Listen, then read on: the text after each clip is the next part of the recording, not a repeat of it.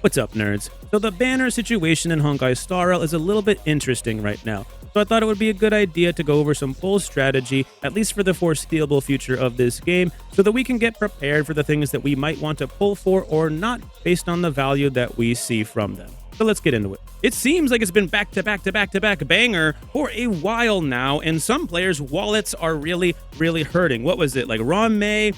Free Ratio, Black Swan, Sparkle, Acheron. It's just been like pull lately.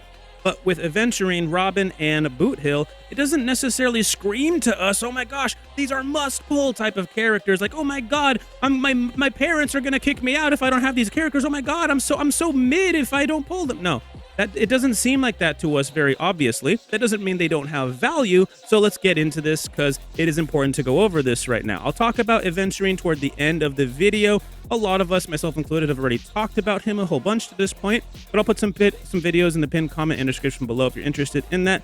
I mainly want to focus in on Robin and Boothill for this video, as well as the theory that we might be getting Sam in patch 2.3. It is just a theory, we don't have confirmation on that, but based on the story, it seems like that might be happening. So I want those to be the main focus of this video, as well as the fact we don't have a confirmed 4-star for patch 2.2 as well. So we're going to start off with Robin here. She is confirmed in her splash art to be a physical type Harmony unit. Now, we already have a physical type Harmony unit in the game in the form of Hanya, but Robin's going to be bringing that 5-star power to the table, okay? We're talking about some power creep right now, okay? And from what I've seen so far, Robin looks really good, okay? But let's just put that aside for now.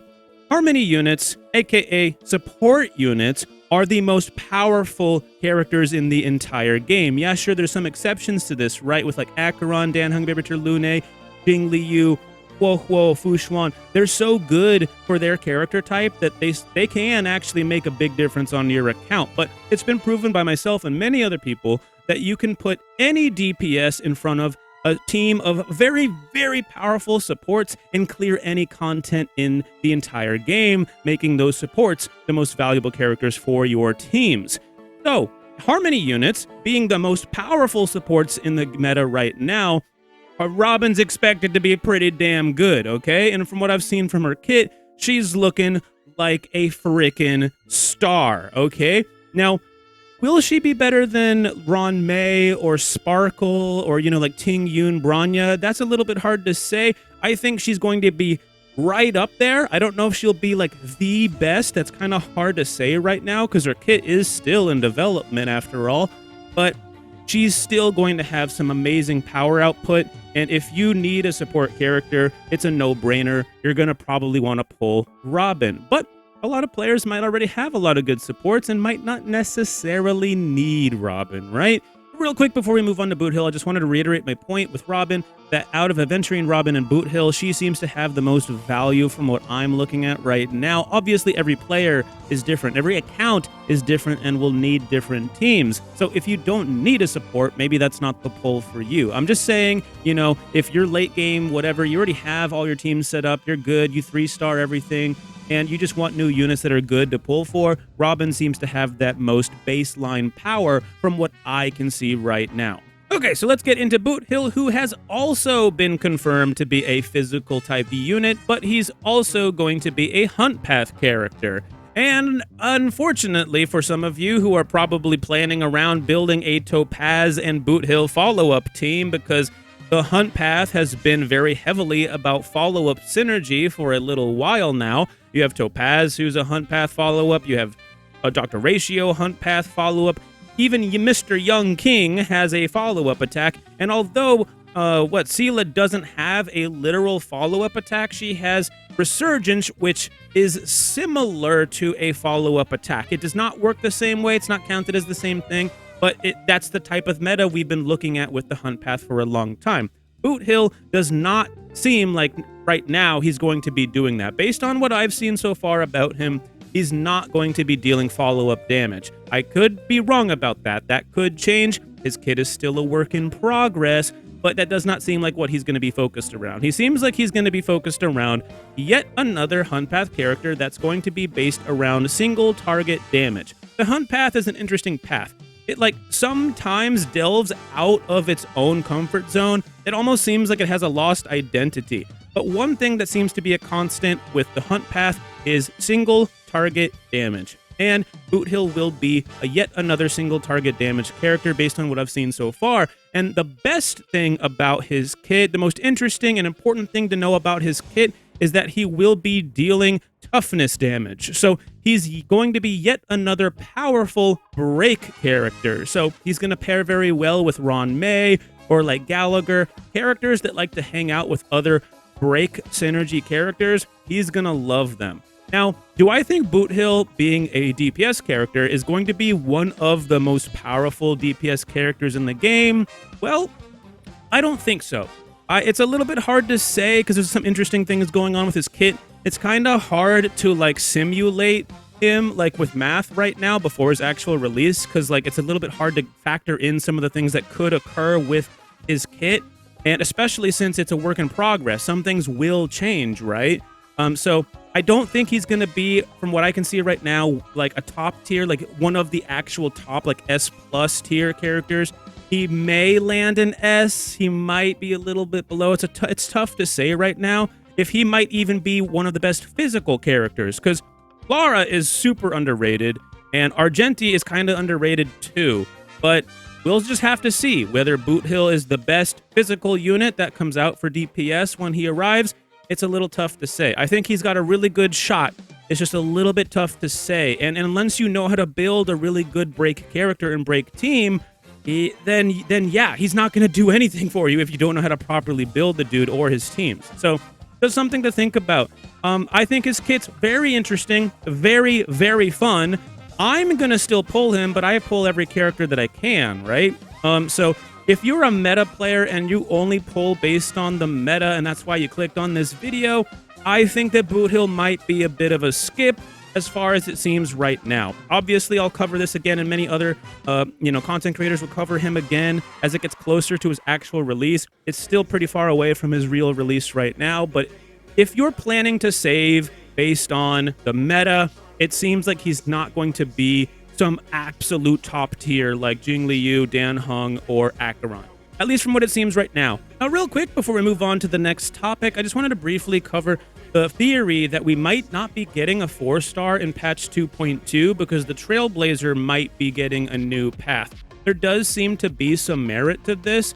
The theory for a long time is that we might be getting a new path every new world, and some of you might be saying, well, we have 4 worlds now because of Penacony when you look at the map, but that's not actually true because the space station, Herta Space Station, acts more like a large tutorial area than an actual full-blown world. Belobog, Lofu, and Penacony are actual worlds, and they're much bigger in scope than the Herta Space Station. And if you think about it that way, we have 2 current paths, and Penacony would be a 3rd if we get one.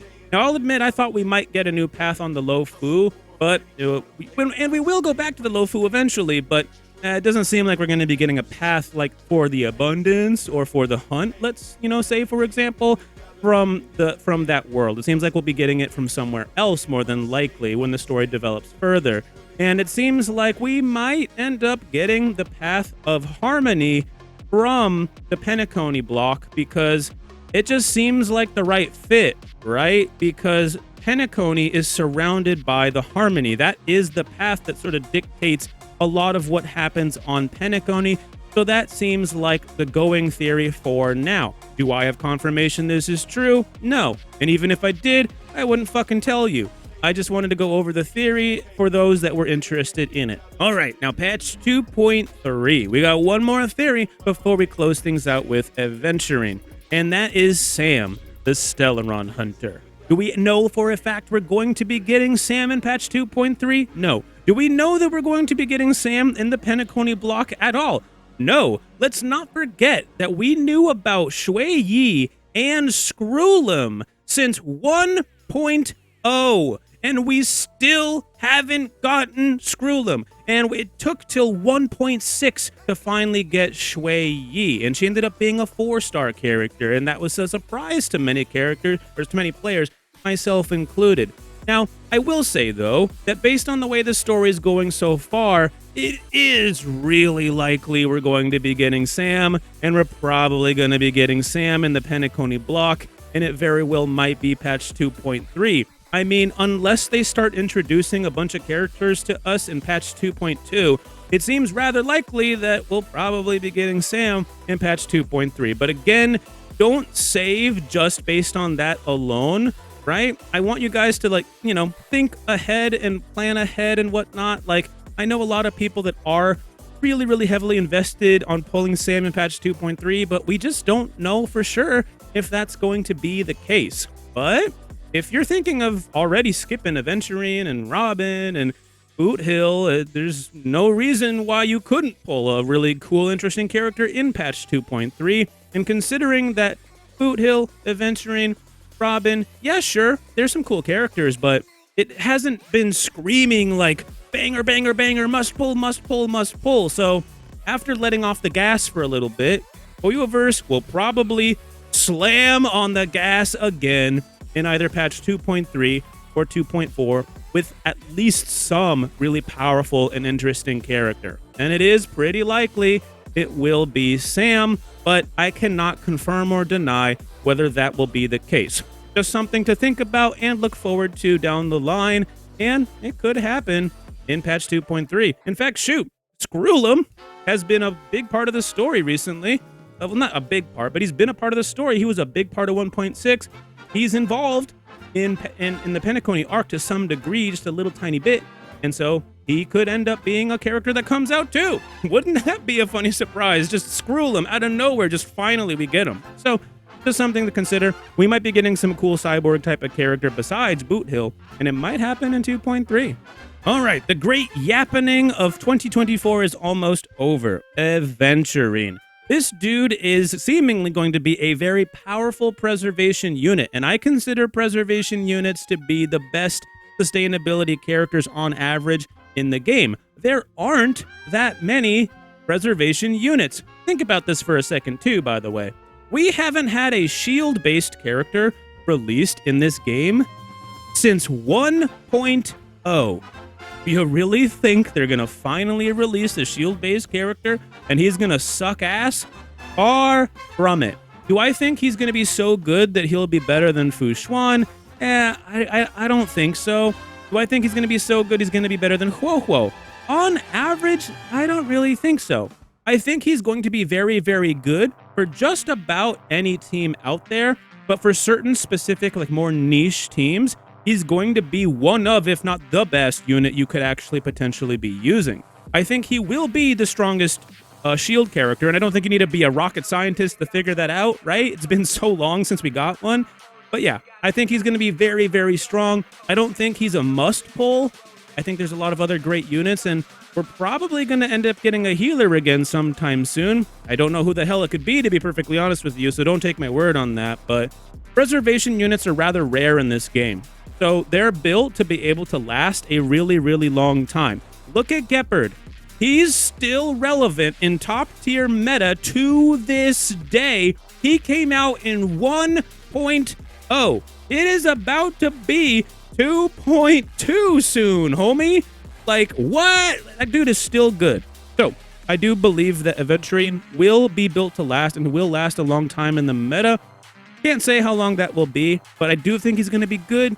Not necessarily some, oh my god, you must get him, must pull type of character. However, if you need a sustain, he's probably the sustain for you, at least for a little while. In summary, you need to pull or skip based on what your needs are for your account, or which characters you simply just like or not based on what some idiot on the internet like me says. It's not God's word, okay? You just need to take that information and then use that to make an educated decision for yourself. That way you can do what's best for you and your account. So in short, Aventurine, I think he might be a little bit of a skip. I don't think he's bad. Don't take it the wrong way, okay? I don't think he's bad. I think he's really, really good. But if you already have a bunch of good sustainability characters on your team, he might not be somebody that you truly need. So just consider that. And when I say that Robin is a pull, all I'm saying is that she has a ton of value that every player can utilize in the right conditions. And that when I say Boothill might be a little bit of a skip, all I'm saying is that he just might not have the same value as some of the other DPS characters that might be coming or might be literally currently out right now, like Acheron, like hello. And with, the possibility of Sam, I think Sam's a pull, but we just don't know if we're going to be getting him or not. Anyways, if you found any of this information helpful or informative in any way, shape, or form, consider leaving a like and subscribe, and I'll see you in the next one, or not, because maybe you don't like me. Peace out.